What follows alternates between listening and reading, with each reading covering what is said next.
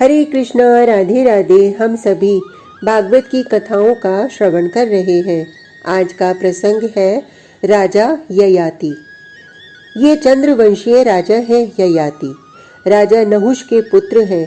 राजा नहुष के 6 पुत्र थे। ये ययाति द्वितीय पुत्र हैं। वैसे राज सत्ता प्रथम पुत्र को ही दी जाती है ज्येष्ठ पुत्र को, किंतु वो ज्येष्ठ पुत्र स्वीकार न करे तो क्यों नहुष के ज्येष्ठ पुत्र ने सत्ता स्वीकार नहीं करी? नहीं, क्योंकि राजा का काम प्रपंच से भरा है, इसलिए बड़े पुत्र यति ने सत्ता स्वीकार नहीं की। इनका मन ध्यान भजन आदि में ही लगता था, इसलिए द्वितीय पुत्र ययाति को ही सत्ता देनी पड़ी। ययाति ने सहर्ष स्वीकार कर लिया था। हे परीक्षित, राजाओं की कहानियां सुनाने का मेरा उद्देश्य केवल इनकी महानता का गुणगान नहीं, न इनका वैभव मुझे बघारना है। मैं तो इन कहानियों को इसलिए सुना रहा हूँ ताकि तुम ये समझो कि बड़े बड़े राजा इस पृथ्वी में हुए, अनंत काल तक भोग किया, किंतु अंत में शांति मिली तो मात्र वैराग्य से। यही बात समझाने के लिए मैं तुम्हें इन राजाओं की कहानियां सुना रहा हूँ। शुकदेव ने राजा परीक्षित से ये सब कहा। राजा ययाति का अभी अभी राज्याभिषेक हुआ ही है। वो अति प्रसन्न है। इसी प्रसन्नता में वो अश्वारूढ़ होकर अपने राज्य भ्रमण में निकल जाते हैं। वो अपनी प्रजा को देखते हैं, प्रजा की समस्याओं को वो अनुभव करते हैं। यही सब देखते हुए वो आज कुछ दूर तक चले आए थे। निर्जन किंतु सुंदर वन राजा ययाति को दिखाई दिया। राजा को उस वन ने आकर्षित किया था। अपने अश्व को ये उधर ही ले जाते हैं। चारों ओर देखते हैं, एक कुआं है वहां। इन्हें अब प्यास भी लग रही थी।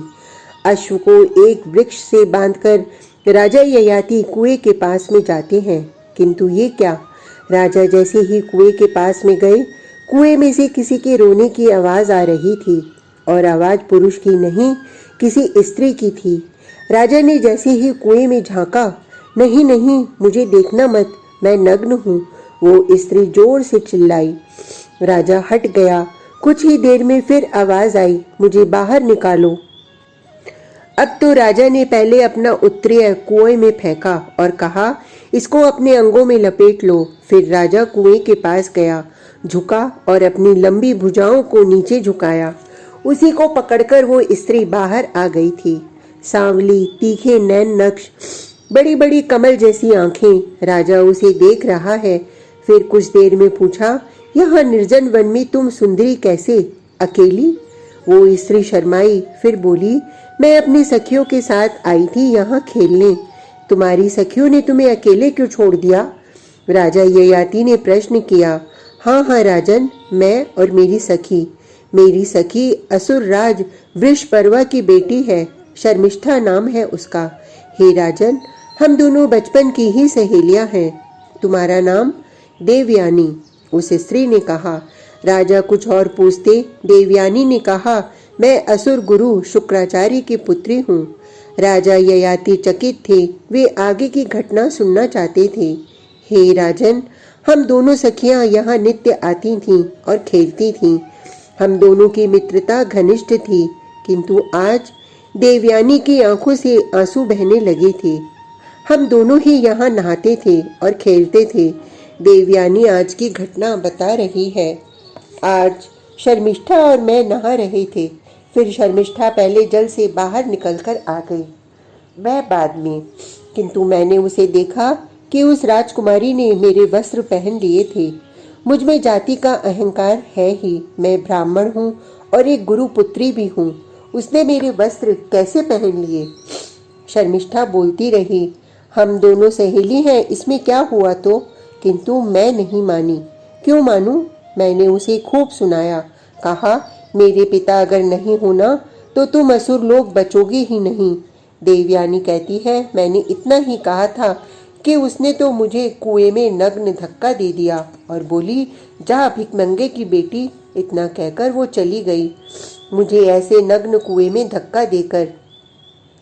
फिर अपने अश्रुओं को पोंछते हुई देवयानी कहती है, किंतु राजन, मैं भी बदला लेकर मानूंगी। अरे, शुक्राचार्य की बेटी हूँ, वो जानती नहीं है मेरे पिता मेरे ऊपर प्राण वारे रहते हैं।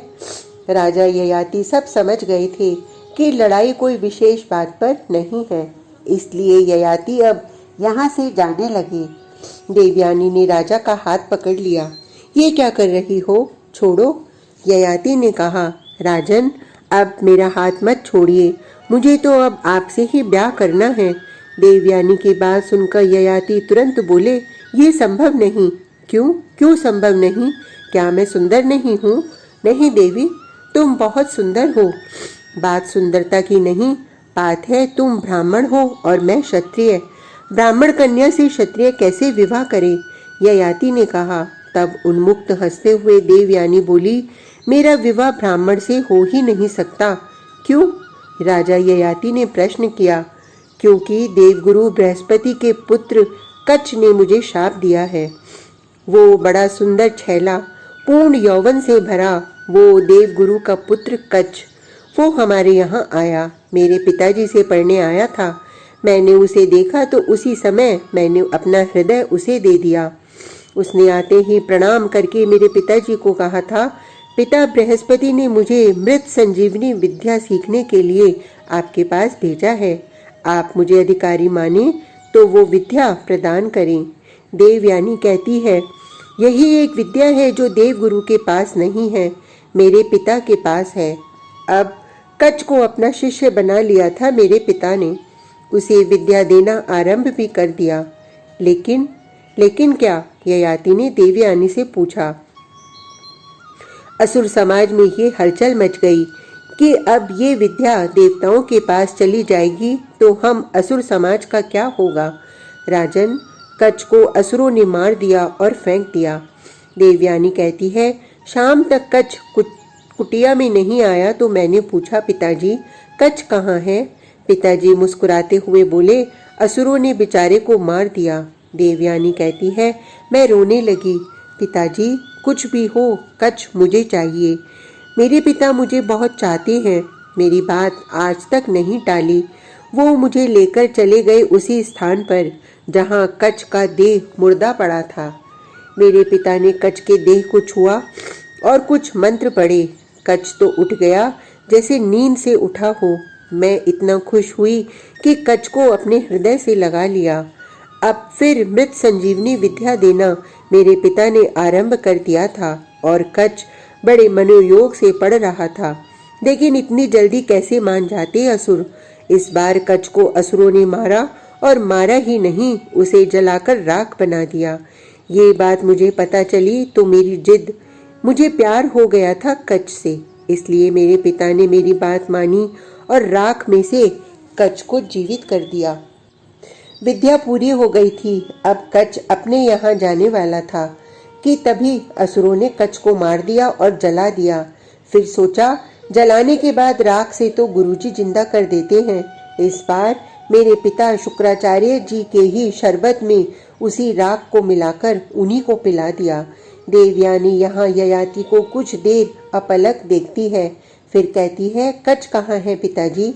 मैंने पूछा। जब बहुत देर के बाद भी कच्छ नहीं आया तो बेटी भूल हो गई मुझसे, मुझे वो शरबत नहीं पीना था। असुरों ने कच्छ को मार दिया, जला दिया और उसकी राख को शरबत में डालकर मुझे ही पिला दिया है। बेटी अब भूल जाओ कच्छ को, वो मर गया। नहीं, अगर आपने कच्छ को जीवित नहीं किया तो आपकी बेटी मर जाएगी पिताजी। जिंदा कीजिए कच्छ को, कैसे भी हो। राजन, मेरी जिद के आगे मेरे पिता सदैव झुकते रहे हैं, आज भी झुक गए। उन्होंने सबसे प्रथम अपने पेट में कच्छ को जिंदा किया, फिर कच्छ को बोले, कच्छ मृत संजीवनी विद्या तुम्हें आती है तो एक काम करो, मेरे पेट को काटो और बाहर आओ। मैं मर जाऊंगा तो मेरी विद्या से ही मुझे जीवित करो। कच्छ ने वही किया। वो बाहर आया, फिर शुक्राचार्य को जिंदा किया। देवयानी ययाति को कहती है, अब कच्छ जाने लगा अपने लोक। उसने मेरे पिता को प्रणाम किया, फिर मुझे देखकर जैसे ही मेरे भी पैर छूने को उद्यत हुआ कि कच्छ मैं तुमसे प्यार करती हूँ, मैंने भी अब कह दिया। और कच्छ का हाथ पकड़कर मैं बोली, चलो हम दोनों ब्याह करते हैं। कच्छ ने मेरा हाथ झटक दिया। नहीं, ये नहीं हो सकता। क्यों नहीं हो सकता? मैंने कच्छ से पूछा। क्योंकि तुम मेरी गुरु पुत्री हो, मेरी बहन हो, ऐसा मत करो। वो जाने लगा। तब मुझे भी क्रोध आया और मैंने तुरंत उसे शाप दे दिया। हे कच्छ, जा, तूने जो विद्या पढ़ी है मेरे पिता से, वो सब निष्फल हो जाएगा। ओह, क्या शाप दिया तुमने? कच्छ मुझे देखकर बोला। उसको क्रोध आ रहा था, इसलिए उसने मुझे भी शाप दे दिया। जा देवयानी, दुनिया का कोई ब्राह्मण तुझसे ब्याह नहीं करेगा। हे राजन, अब मैं क्या करूं? मेरा हृदय तुम पर आया है, इसलिए अब मुझे अपनी महारानी बनाओ। देवयानी ने जब कहा, तब ययाति भी इससे प्रभावित हो गए, इसलिए उन्होंने भी स्वीकार कर लिया। देवयानी अपने पिता के पास ययाति को लेकर गई और जाकर बोली, ये आपके जमाता हैं। शुक्राचार्य अपनी बेटी की हर बात मानते थे। लाडली थी ये अपने पिता की। कन्यादान किया शुक्राचार्य ने और विदाई के समय, पिताजी, मैं आपसे कुछ मांगना चाहती हूँ। देवयानी ने कहा, हाँ हाँ बेटी, मांगो। पिताजी, मेरी दासी बनकर शर्मिष्ठा मेरी यहाँ चले और जीवन भर दासी बनकर ही रहे। शुक्राचार्य अपनी बेटी की हर बात मानते थे। ये बात भी मानी। राजा वृषपर्वा से कहा, अपनी बेटी को दासी बनाकर हमारी बेटी के साथ भेजो। वृषपर्वा के समझ में भी नहीं आ रहा था कि ये क्या हुआ। शर्मिष्ठा शांत भाव से बोली, पिताजी, ईर्ष्या के वश में है देवयानी, इसलिए उसने ये किया है। पिताजी, मुझे जाने दीजिए। शर्मिष्ठा दासी बनकर देवयानी के यहाँ गई और वहीं रहने लगी।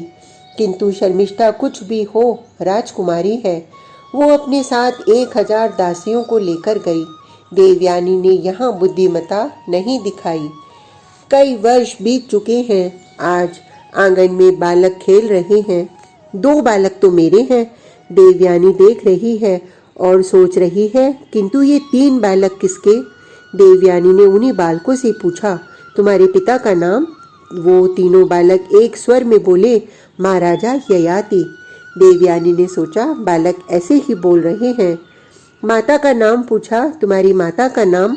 बालकों ने उत्तर दिया, शर्मिष्ठा। बस ये सुनते ही देवयानी तो क्रोध में भुनभुनाई।